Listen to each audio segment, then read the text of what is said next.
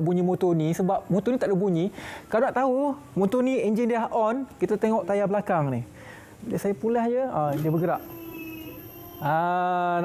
Nampak saya nak kena tukar hobi lah. Saya nak kena bawa Syafiqah belakang ni pergi PD lah sekurang-kurangnya 90 km je daripada Kuala Lumpur kan. Apapun, ini adalah satu motosikal inovasi Unimap. Di sebelah saya ni adalah motosikal enjin biasa. Yang ini motosikal enjin elektrik.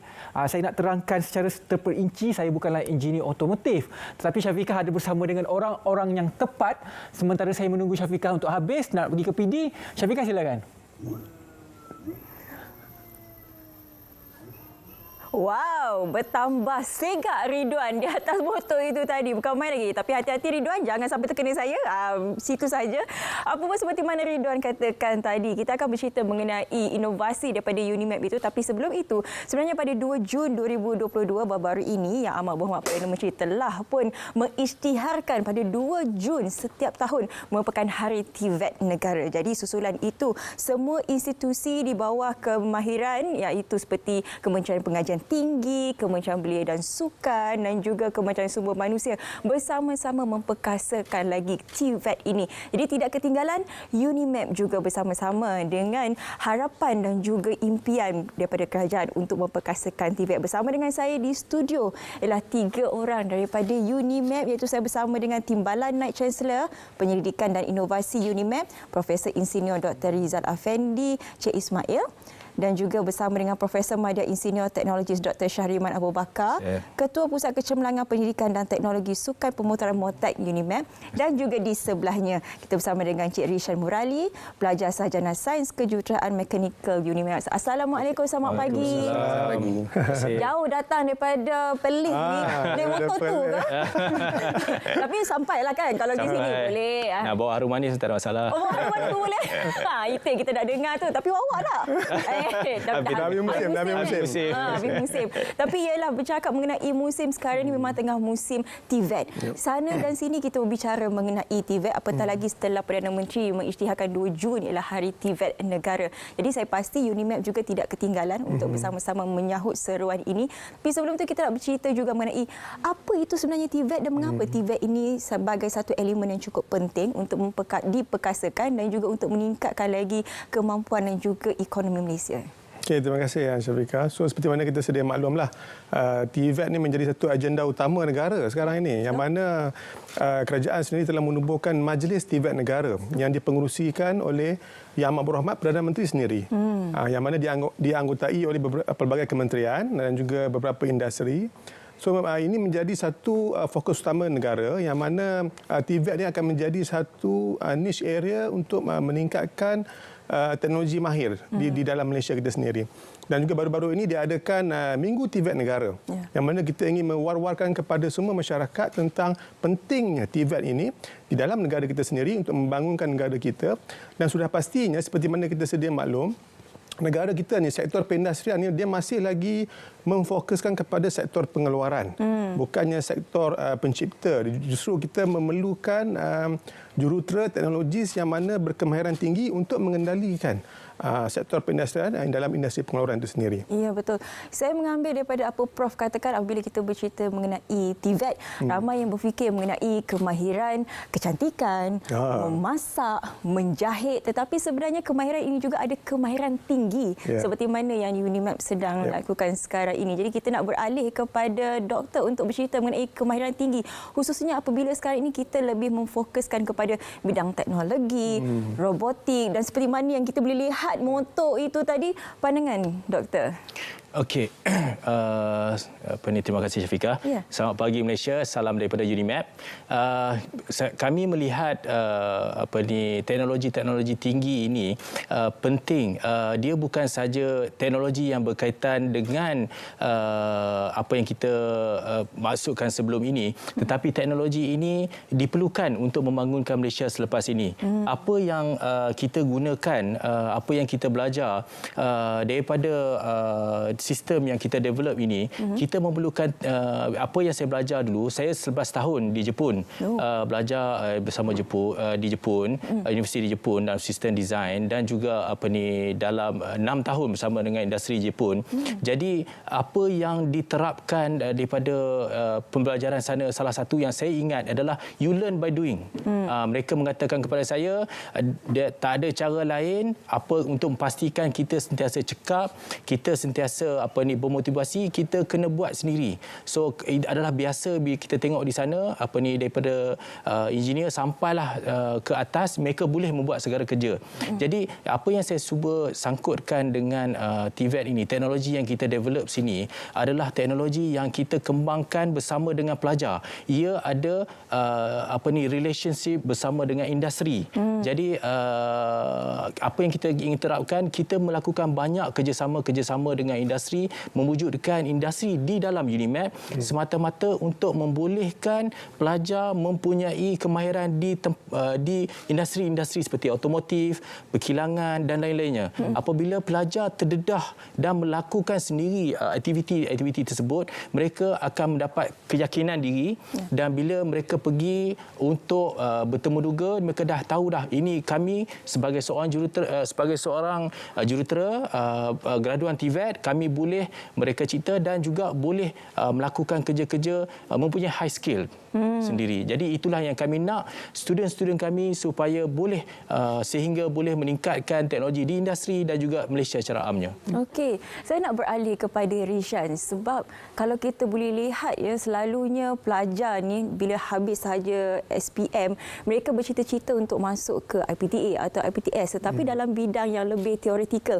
mereka tidak memikirkan untuk masuk ke bidang kemahiran ini. Tapi macam Rishan sendiri sudah pun bersama-sama dengan UNIFED, bagaimana Rishan melihat bahawa TVET ini sebenarnya berpotensi untuk seorang pelajar itu? Okey, terima kasih. Daripada pandangan graduan daripada saya sebenarnya, TVET mempunyai sebuah impak yang sangat tinggi kepada semua pelajar secara khususnya. Kami sebenarnya diberi exposure daripada year 1 sampai year 4 jika kita belajar undergraduate, dan sebagai saya pelajar master, kami akan diberi peluang untuk bekerjasama dengan pihak industri secara langsung. Ya, betul. Apabila kita bekerjasama dengan pihak industri, kita akan dapat melalui semua aktiviti-aktiviti hands-on di mana kita secara langsung dapat menepati kehendak industri juga. Dengan menepati kehendak industri, kita dapat menyediakan diri kita untuk sedia sebelum menjejak kaki ke alam pekerjaan lah.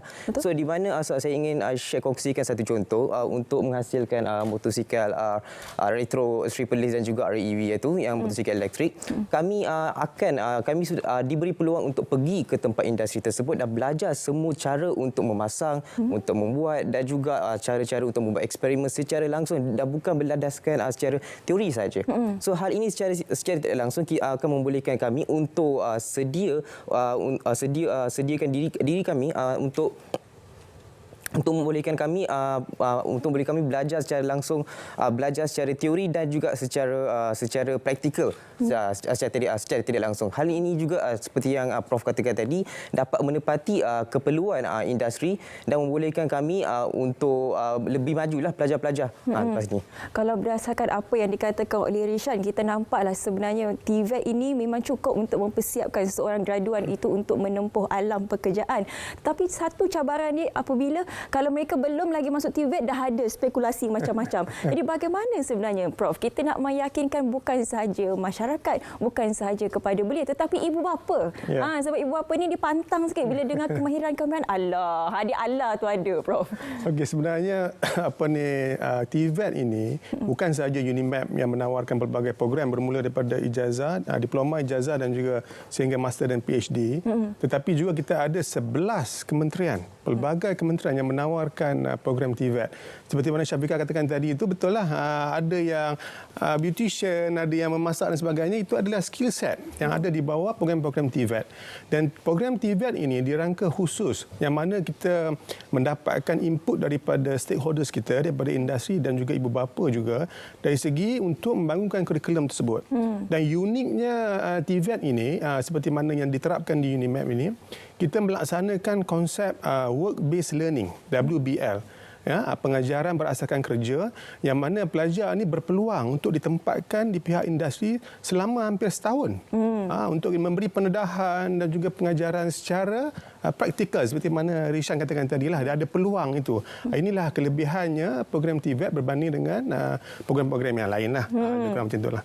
Dan macam hari ini juga kita berikan penumpuan kepada kemahiran tinggi. Dan ini apa yang dilaksanakan di UNIMAP sendiri. Betul. Mungkin doktor boleh huraikan mengenai apa sebenarnya program yang ditawarkan dalam kemahiran tinggi ini dan juga bagaimana sebenarnya penglibatan dalam penghasilan motor yang berada. Tadi Ridwan segak naik motor tadi.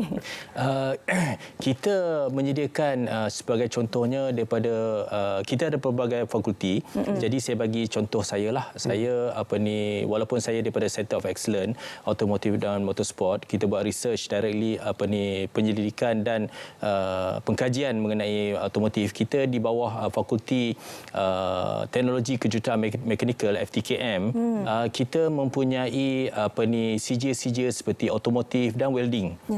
Jadi saya ingin berkongsi cerita lah. Di UNIMAP kita ada kursus welding secara TVET. Tadi Syafiqah ada kata pasal mak bapak kerisauan dan lain-lain. Saya rasa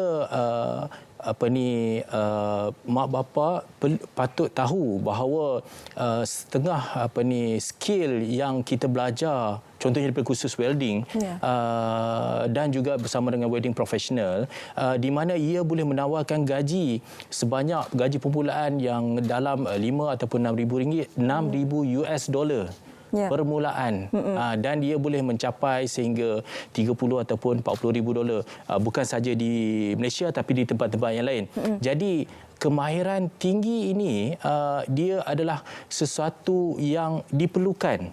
Kalau kita tengok kalau dia contoh, kalau kita sebut dia nama technician tetapi NASA technician, dialah yang membuat kalau macam di negara-negara macam contohnya di Amerika, technician walaupun disebut technician tapi ia adalah skill tinggi yang membina angkasa, kapal-kapal angkasa. Jadi tujuan itulah aspirasi kerajaan Malaysia ni, dia nak pergi ke arah high technology. China dah pergi ke bulan dan negara-negara lain. Jadi kita tak boleh lagi berharap hanya semata-mata teori semata. Kita perlukan teknologi tinggi untuk memastikan Malaysia ni melonjak sampai ke bulan jugalah, insya-Allah. InsyaAllah. Betul. Kalau belum sampai bulan pun yang penting motor dah sampai sini dah. Daripada Perlis sampai sini. Betul. Kita nak tunjukkan student kita aplikasi ni dia boleh membina sama motor ni. Bila dalam interview dia kata, "Tuan, saya dengan UNIMAP kami dah buat motor." Jadi kalau dengan syarikat tuan ni saya yakin saya boleh memberi terbaik untuk tuan. Lebih daripada itu lagi. Itu yang kita nak. Student kita cakap motor pun kami dah buat. Rishan mungkin boleh jelaskan lebih lanjut mengenai dua motor yang ada di studio kita ni, Rishan? Ya, terima kasih. Pembangunan motosikal REEV dan juga motosikal retro Triple Lace ini melibatkan ramai pelajar dan juga pensyarah dari UNIMAP dengan ada collaboration dengan pihak industri yang membolehkan pelajar terlibat tersebut untuk mendapatkan pengalaman dunia sebenar ataupun real world experience. Okey, di dalam motor ni ada banyak komponen yang dihasilkan melalui penyelidikan seperti chassis, sistem intake dan sistem exhaust, di mana kebanyakan kaedah yang digunakan ialah menggunakan kaedah FEA iaitu Finite Element Analysis dan juga kaedah CFD iaitu Computational Fluid Dynamic Analysis, di mana pada pendapat saya kedua-dua kemahiran untuk menguasai kedua-dua analisis ini amat penting kerana ia dianggap sebagai satu kriteria yang amat penting oleh pihak industri secara khususnya untuk menghasilkan sesuatu produk yang baru. So dengan adanya kolaborasi dengan industri, kita dapat mendalami kemahiran kita dalam dalam kedua-dua analisis tersebut. Selain daripada dua motor ini, apa lagi di antara projek yang dijalankan oleh pihak UNIMAP? Dia sebenarnya kita pelbagai lah. Ini contohnya daripada tim mechanical automotive yang mana melahirkan atau menghasilkan motor. Kita juga ada projek-projek yang lebih kepada konsep electronic base. Contohnya smart farming, smart system dan sebagainya. Juga kita dedahkan pelajar kita dalam bidang-bidang yang berkaitan lah. So di UNIMAP ni sendiri kita ada pelbagai bidang kejuruteraan dan teknologi yang mana merangkumi electrical, elektronik, mechanical, civil dan juga awam lah. Yang mana akan memberi impak lah kepada keperluan tenaga mahir di dalam Malaysia itu sendirilah. InsyaAllah. Kita bercakap mengenai teknologi dan juga inovasi. Saya nak bertanya kepada doktor lah. Sebab tadi Rishan dia beri secara general apakah sebenarnya dua motor ini dan juga bagaimana pelibatan pelajar dalam projek ini. Tapi doktor boleh terangkan lebih lanjut guna sistem apa motor ni sebenarnya? Senyap je bunyi dia, tak ada apa. Kalau Syafiqah tengok dua biji motosikal tu, yang merah tu menggunakan enjin 173cc. Itu adalah projek pertama kita pada 2016 bersama dengan Modernas Unimed Research Lab. Jadi projek yang motor silver ni pula, ia adalah lanjutan daripada projek yang pertama itu, cuma diletakkan elektrik. Okey, jadi itu adalah geran daripada MITI dinamakan High Value Added and Complex Product Development Grant. Grant Ya, grant. Yang diketuai oleh MIMOS dan bersama dengan Modernas dan Unimed. Jadi oleh itu, apabila kita bekerjasama dengan industri, macam saya katakan tadi, dia pelajar-pelajar ini dia dapat belajar, pelajar dan staf Unimed dapat belajar bersama industri. Yang tu yang kita nak, soft skill tu. Jadi bertanyaan dengan kelebihan motosikal ini, dia ada 3 parti utama, MIMOS, Modernas dan Unimed. Jadi kelebihan motosikal yang terbaru ini adalah ia boleh pergi sejauh 300 km daripada lab test. Daripada lab test 300 km. Motosikal elektrik biasa dia boleh pergi dalam 70-80 km. Okey. Motosikal enjin biasa boleh pergi mungkin dalam 200 km lebih.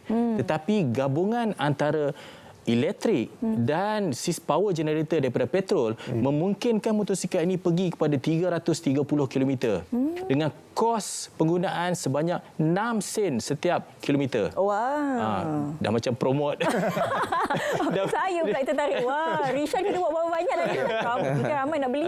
Jadi itu di samping dengan IoT sistem, you boleh gunakan handphone untuk on dia, off dia. You boleh tahu kat mana dia berada. Kalau sebagai pemilik fleet, you ada contohnya, you ada satu syarikat dan di mana menggunakan motosikal ini untuk menghantar barang. So you boleh monitor ke mana dia pergi, efisiensi, macam mana penggunaan minyak dan tenaga oleh pekerja-pekerja supaya memastikan optimization of dia punya costing dan juga pelbagai lagi yang kita boleh gunakan IoT. So kalau contohnya kalau motosikal ni hilang, kita dengan sekejap saja kita boleh deactivate dia dan matikan dia dan tahu kat mana lokasi dia berada. Oh, senanglah saya nak cari orang lepas ni. Kat mana tu? Bahaya sikit lah.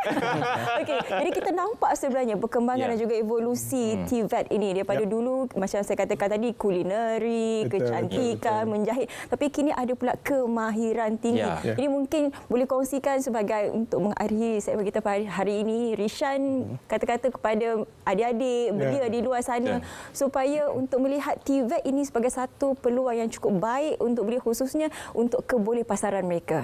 Okey, kata-kata yang saya ingin sampaikan kepada pelajar yang akan datang ataupun pelajar yang masih belajar di universiti di peringkat ijazah ke pasca siswaza ke, satu benda sajalah, jangan sesekali anggap soft skill ini sebagai sesuatu benda yang tidak perlu kita kuasai walaupun kita sudah membuat kita sudah mendapat degree ataupun master ataupun PhD, tak kisahlah. Mana-mana pun kalau soft skill ataupun skill-skill teknikal yang basic ni kita tidak mahir ataupun kita tak tahu langsung, agak sukar untuk kita melakukan pekerjaan di industri sebab mana-mana industri pun memerlukan soft skill dan skill-skill tersebut. Saya ingin share satu insiden yang berlaku apabila saya bekerja di sebuah company dulu, di mana di company tersebut kami akan diarah untuk monitor sesebuah projek untuk membuat pemasangan sesuatu produk. Namun jika kita tidak tahu bagaimana dia punya teknik untuk welding ataupun teknik untuk drilling ke apa benda-benda basic,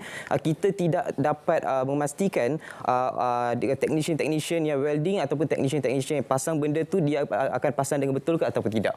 Walaupun kita sebagai engineer yang design benda tersebut. So sebab tu kita masih memerlukan semua dia punya skill-skill tersebut untuk memastikan kebolehpasaran graduan selepas mereka habis belajar dan untuk menjejak kaki ke alam pekerjaan.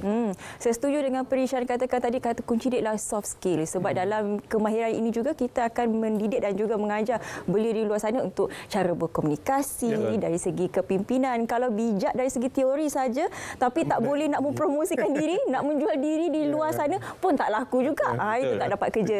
Apa pun terima kasih saya nak ucapkan kepada Profesor Insinyur Dr. Rizal Afendi, Cik Ismail, Timbalan Naik Cahaya Chancellor Pendidikan dan Inovasi UNIMAP, juga Profesor Madya Insinyur Teknologi Dr. Syahriman Abu Bakar, Ketua Pusat Kecemerlangan Pendidikan dan Teknologi Sukan Pemotoran Motek UNIMAP, dan juga yang peta berkata-kata di sebelah sana, Rishan Murali, pelajar sarjana sains kejuruteraan mekanikal UNIMAP. Terima kasih kerana sudi bersama dengan kami. Terima kasih kerana sudi membawa 2 motor ini daripada Perlis datang ke sini.